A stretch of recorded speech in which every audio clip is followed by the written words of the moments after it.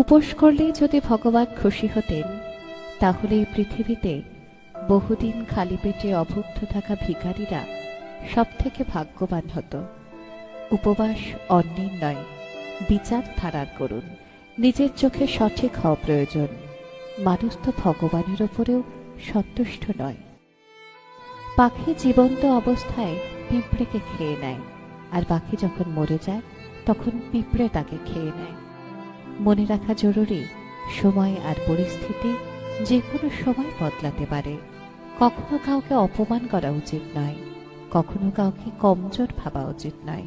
তুমি শক্তিশালী হতে পারো, কিন্তু সময় তোমার থেকেও বেশি শক্তিশালী।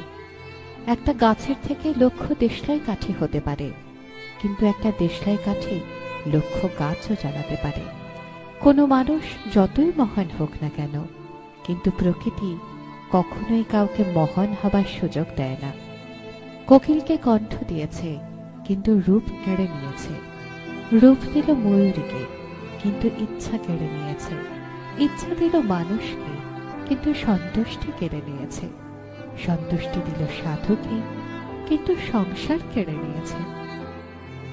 কখনোই নিজের উপর অহংকার করো না, তুমি তো সাধারণ মানুষ। ভগবান তোমার আর আমার মতো কত মানুষকে মাটি দিয়ে বানিয়ে মাটিতেই মিশিয়ে দিয়েছে।